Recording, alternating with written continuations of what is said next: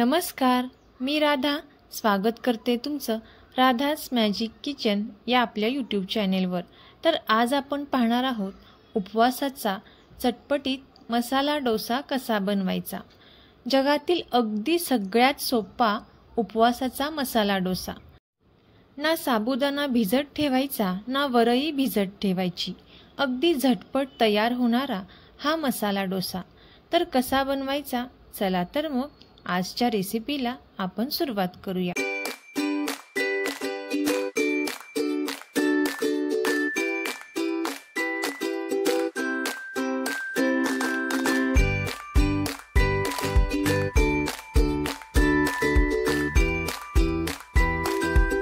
तर सर्वात अगोदर इथे आपल्याला उपवासाची बटाटा भाजी तयार करून घ्यायची आहे। एका पॅनमध्ये इथे मी 2 ते 3 चमचे तेल घालून घेतलेला आहे।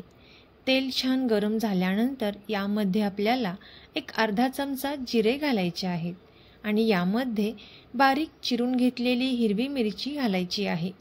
तुम्ही जर उपवासाला हळद कोथिंबीर खात असाल तर तुम्ही या भाजीमध्ये घातले तरी सुद्धा चालेल। इथे मी फक्त या तेलामध्ये जिरे आणि मिरची घातलेली आहे।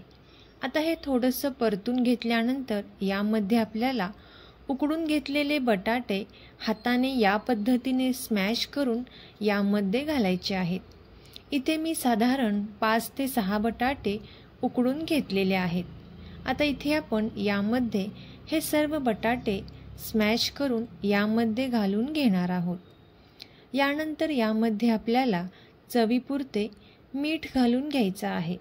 मीठ तुमच्या आवडीनुसार तुम्ही कमी जास्त करू शकता। तोपर्यंत जर तुम्ही आपल्या चॅनेलवरती नवीन आला असाल तर नक्कीच आपल्या चॅनेलला सबस्क्राईब करा आणि सबस्क्राईबच्या पुढचे बेल आयकॉनचे बटन दाबा, जेणेकरून इथून पुढच्या छान छान रेसिपीज सर्वात अगोदर तुम्हाला पाहायला भेटतील। आता मीठ घातल्यानंतर इथे आपण हे चांगले मिक्स करून घेणार आहोत। 1-2 मिनिटांपर्यंत इथे आपल्याला हे चांगले मिक्स करून घ्यायचं आहे। आता मिक्स केल्यानंतर यावरती आपल्याला झाकण ठेवून एक छान अशी वाफ काढून घ्यायची आहे। आता इथे आपण 1-2 मिनिटांसाठी इथे छान अशी वाफ काढून घेतलेली आहे। 1-2 ते 3 मिनिटांनंतर पाहू शकता तुम्ही इथे आपली ही उपवासाची मस्त अशी चटपटीत बटाटा भाजी तयार झालेली आहे। आता ही तयार झालेली जी भाजी आहे ती आपण एका साईडला ठेवून देणार आहोत। यानंतर इथे आपण डोसा बॅटर तयार करायला घेऊयात। इथे आपल्याला 1 कप वरई घ्यायची आहे आणि 1/4 कप इथे आपल्याला साबुदाणा घ्यायचा आहे।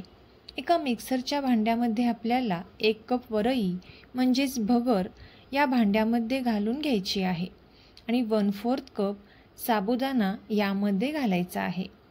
अगदी 2 चमचे इथे आपल्याला फ्रेश दही यामध्ये घालायचा आहे आणि ज्या कपने आपण वरई घेतलेली आहे त्याच कपने इथे आपल्याला यामध्ये पाणी घालायचं आहे। अगदी थोडेसे पाणी शिल्लक ठेवले होते आणि आपण हे मिक्सरला बारीक करून घेतलेलं आहे। बारीक केलेले हे मिश्रण इथे आपण या बाउलमध्ये काढून घेतलेलं आहे। पाहू शकता तुम्ही ज्या पद्धतीने आपण डोशासाठी बॅटर तयार करतो त्या पद्धतीनेच इथे आपल्याला बॅटर तयार करून घ्यायचं आहे। आता इथे आपण चवीपुरते मीठ यामध्ये घातलेला आहे।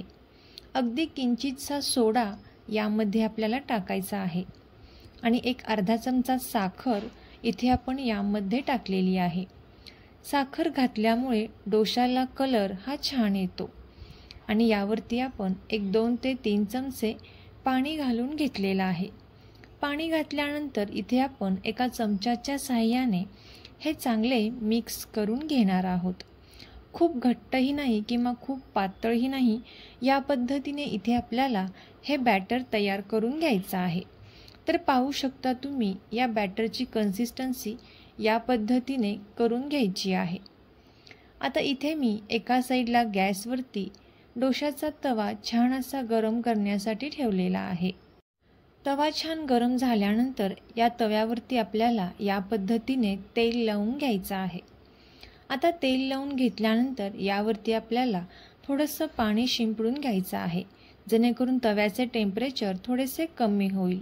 आणि एका टिश्यू पेपरच्या साहाय्याने इथे आपल्याला हा तवा या पद्धतीने छान असा क्लीन करून घ्यायचा आहे. आता या तव्यावरती आपल्याला 1 चमचा बॅटर टाकून घ्यायचा आहे आणि अगदी अलगद हाताने इथे आपण हा डोसा छान असा पसरून घेणार आहोत. तुम्ही जर रेसिपी इथंपर्यंत पाहत आलाच आहात तर नक्की या रेसिपीला लाईक करा, चॅनेलला सबस्क्राईब करा आणि रेसिपी शेअर करायला अजिबात विसरू नका. आता 1-2 मिनिटांनंतर इथे आपण याला थोडंसं तेल लावून घेतलेलं आहे. इथे आपल्याला हा डोसा मंद आचेवरती छान असा भाजून घ्यायचा आहे. आता या डोशावरती इथे आपण उपवासाची शेंगदाणा चटणी टाकून घेतलेली आहे.